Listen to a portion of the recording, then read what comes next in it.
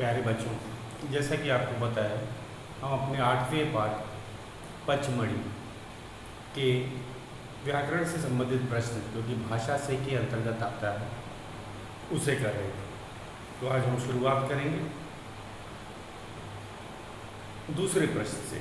सही शब्द के सामने सही का निशान लगाओ और खाली स्थान में लिखो। तो ये है हमारा भाषा से के अंतर्गत है। प्रश्न है दूसरा, सही शब्द के सामने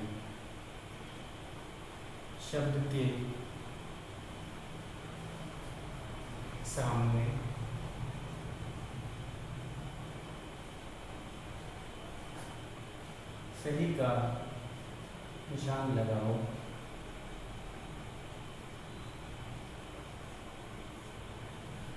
और खाली स्थान में लिखो। और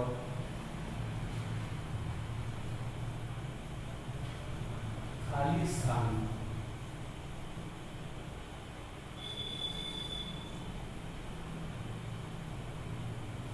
में लिखो।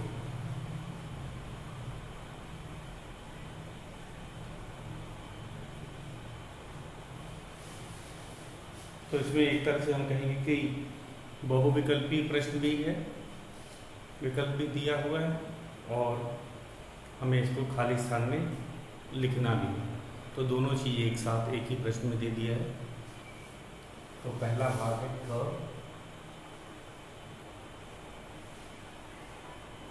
गुफा का दृश्य। गुफा का दृश्य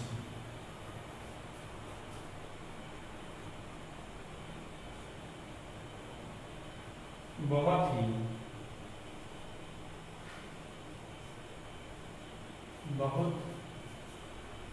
ही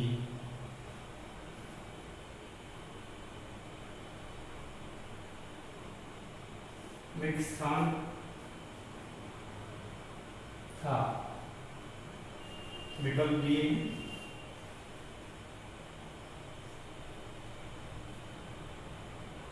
आकर्षित,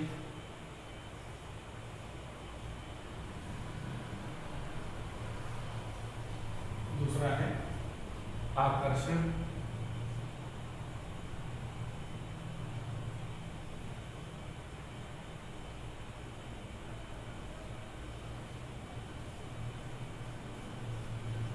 तीसरा विकल्प है आकर्षक।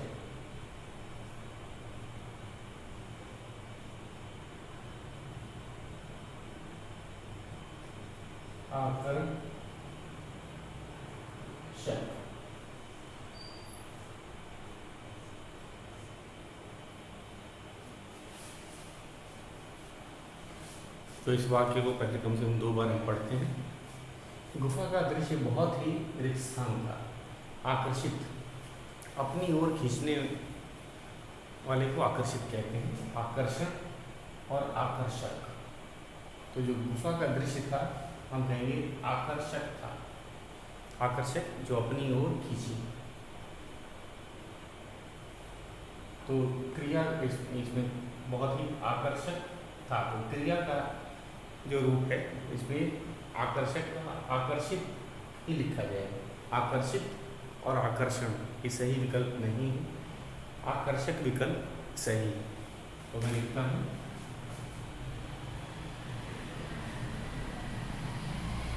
आकर्षक था। इसका ख भाग दूसरा,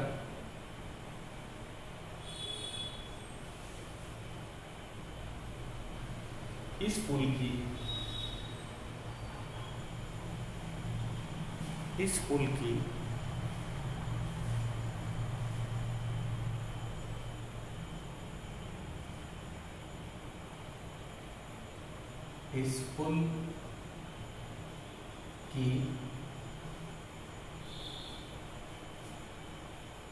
स्थान लगभग 1 किलोमीटर है। लगभग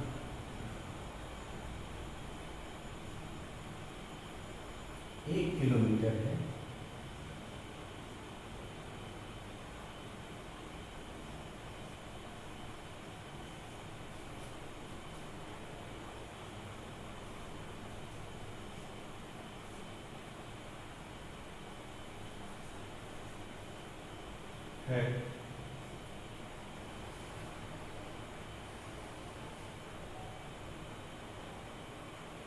यह है लंबा।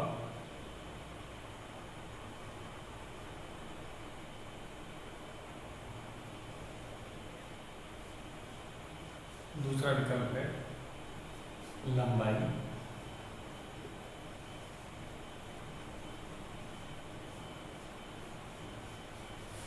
तीसरा विकल्प है लंबी।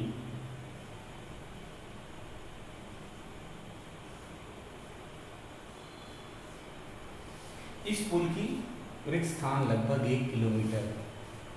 तो ये इस वाक्य में आएगा लंबाई। इस पुल की लंबाई लगभग 1 किलोमीटर है। तो हम यहाँ लिखेंगे लंबाई सही विकल्प है, जैसे इसमें आकर्षक सही विकल्प था। और लिखेंगे भी हम लंबाई।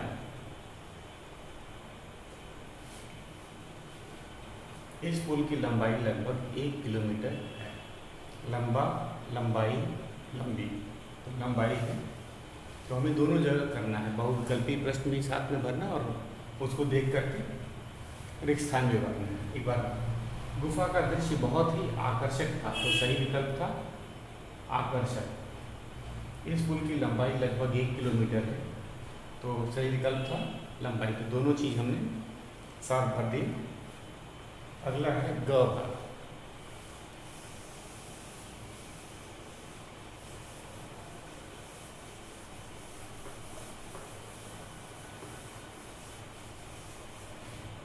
ग है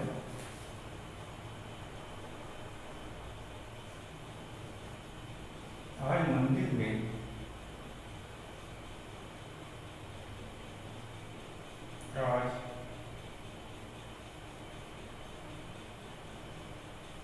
मंदिर में मूर्ति की आज मंदिर में मूर्ति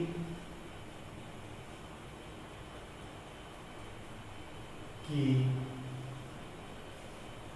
रिक्त स्थान है पूर्ण विराम। विकल्प है स्थापना,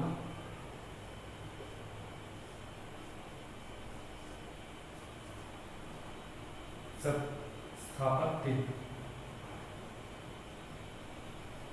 आधा सा स्थापत्य,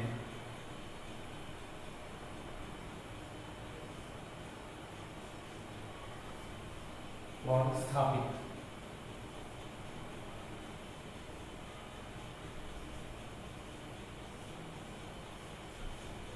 तो मूर्ति की स्थापना की जाती है, आपको पता ही है। तो आज मंदिर में मूर्ति की स्थापना है, स्थापित। तो इसका हम कहेंगे भूतकाल।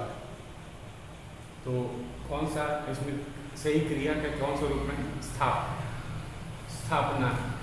तो स्थापना सही विकल्प है और हम यहाँ लिखेंगे भी स्थापना।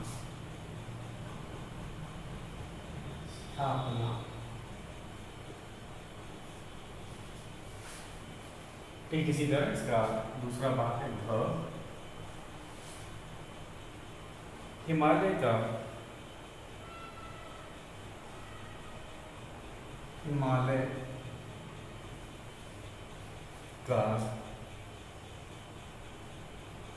रिक्त स्थान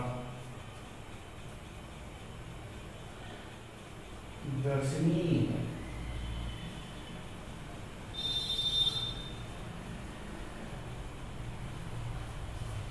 सुंदर,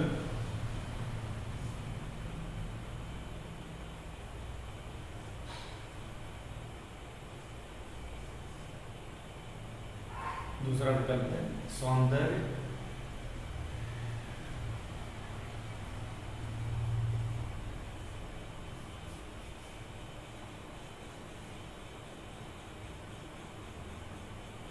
तीसरा विकल्प है सुंदरी।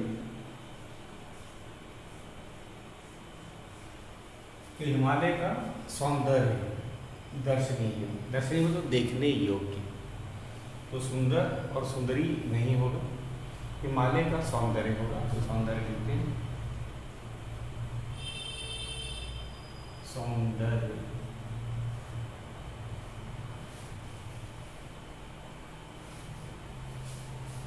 तो इसी के साथ हमारा ये जो दूसरा प्रश्न है वो पूरा होता है। एक बार फिर से मैं दोहरा देता हूँ। आज मंदिर में मूर्ति की स्थापना है, तो सही विकल्प क्या है? स्थापना। तो इसलिए हमने यहाँ सही का निशान लगाया है। हिमालय का सौंदर्य दर्शनीय, तो सौंदर्य पे हमने सही का निशान लगाया। और ठीक इसी तरह अब हम अपने अंतिम प्रश्न पे चलते हैं, तीसरे और चौथे पे चलते हैं।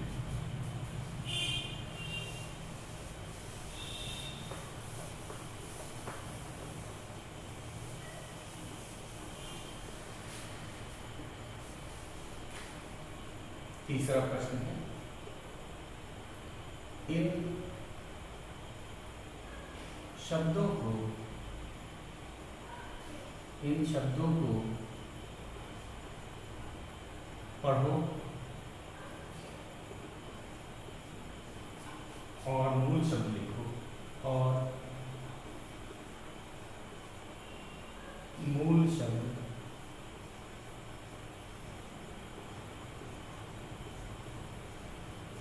लिखो।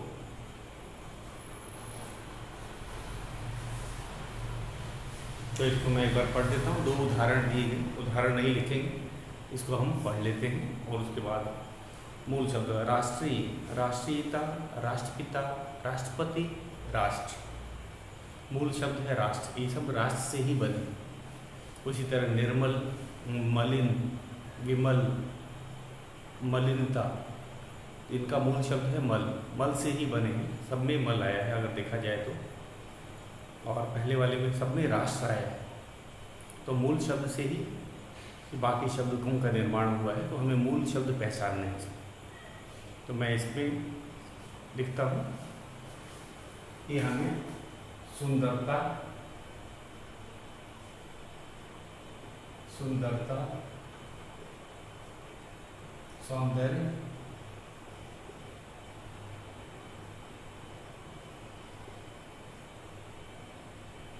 असुंदर,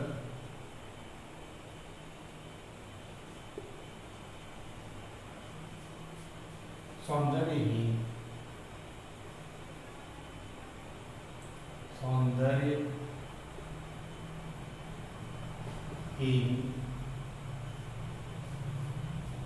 और सुंदर। मूल शब्द था इसका सुंदर, तो ये हमें लिखना है। उसी तरह निर्जल, निर्जल, सजल,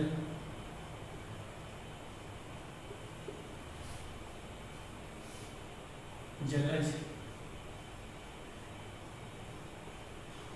जलाशय,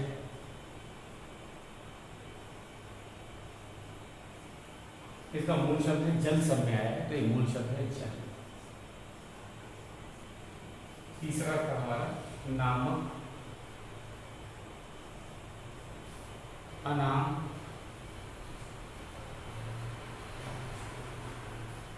बेनाम, बदनाम,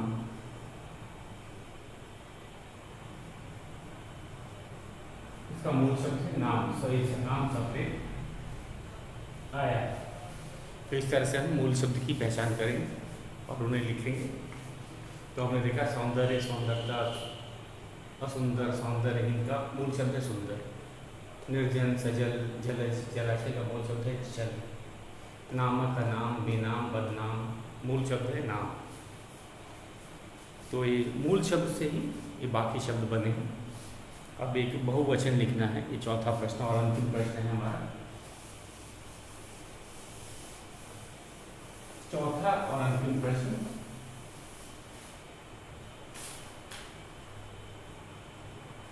बहुवचन लिखो। हमें पता ही है एक वचन दिए हैं, उसका बहुवचन रूप लिखना है। बहुवचन लिखो। पहला शब्द है घंटी,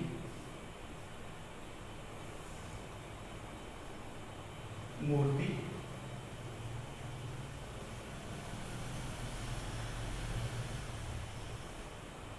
सीढ़ी,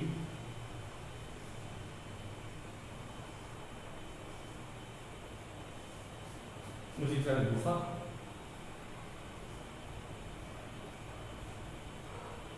धारा,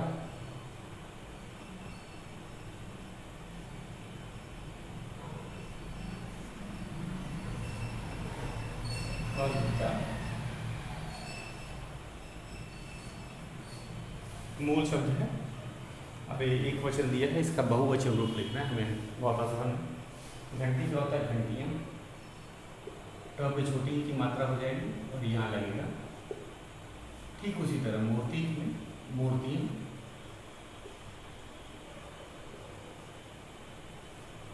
सीढ़ी, ढ पे जो मात्रा है, बड़ी की मात्रा छोटी में बदल जाती है, आपको पता ही है, बहुवचन हम लोग लिखते हैं। ये है गुफाएं। गुफा का होता है गुफाएं। उसी तरह धारा का धाराएं, और घटा का घटाएं। बहुत आसान था ये। तो ये था हमारा एक वचन का हमने बहुवचन रूप में बदला है। घंटी, घंटियाँ, मूर्ति, मूर्तियाँ, सीढ़ी, सीढ़ियाँ, गुफा, गुफाएं, धारा, धाराएं, घटा, घटाएं। अब हमारा एक और अंतिम प्रश्न बचा है। अब करने की बारी, जो कि हम चर्चा के द्वारा ही करते हैं, और खासकर ये हमने क्लास में भी इस पर काफ़ी चर्चा कर रखी है।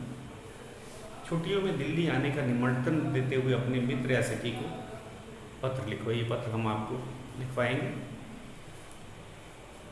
तो ये पत्र लेखन ये अनौपचारिक पत्र में ही आएगा, जब आप अपने मित्र को या अपने सखी को बुलाते हैं तो अनौपचारिक पत्र के अंतर्गत आता है। कक्षा में बातचीत करके गुफा, सुरंग, कुंड और कुएं का अंतर जानो। तो आपको पता है गुफा का एक अंग, दूसरा जो छोर होता है वो बंद होता है। सुरंग के दोनों छेद, दोनों छोर हम कहेंगे वो खुले होते हैं। जैसे जो रेलगाड़ी है सुरंग में जाती है, गुफा का दूसरा जो छोर होता है वो बंद होता है, तो रेलगाड़ी सुरंग से होके गुजरती है। गुफा का दूसरा छोर बंद होता है, तो उसमें शेर जैसे जंगली जानवर रहते हैं। कुएं और कुंड, कुंड में सीढ़ियाँ बनी होती है, छोटा तालाब होता है और व्यक्ति ऊपर से नीचे उतरता है।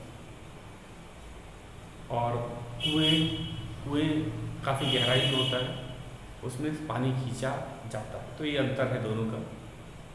भारत का नक्शा देखकर मालूम करो कि पचमढ़ी भारत के किस राज्य में स्थित है। पचमढ़ी किस किस मार्ग से पहुंचा जा सकता है। तो पहले राज्य तो आपको पता ही है भारत के, जो दिल्ली में है या फिर मध्य प्रदेश में हम कहेंगे पचमढ़ी है, और जाने के अलग अलग रास्ते हैं ही, ये हम चर्चा के द्वारा बताएंगे कि जबलपुर से भी जा सकते हैं, और जो है विमान के द्वारा भी जाया जा सकता है। तो पास का हवाई अड्डा कौन सा है, ये हम क्लास में चर्चा करके आपको बताएंगे। तो इसके अलग अलग जगह से भी जाया जा सकता है। तो सबसे पास का रेलवे स्टेशन भी आप जानना चाहिए, और हवाई अड्डा भी हमें पता होना चाहिए। इस पर हम कक्षा में चर्चा करेंगे। तो ये थी हमारी करने की बारी, और इसके साथ ही हमारा हम कहेंगे कि ये पाठ पूरा होता है, और ये चर्चा करने का काम हम ऑनलाइन और ऑफलाइन कक्षा दोनों में ही करेंगे। तो बच्चों आज के लिए बस इतना ही।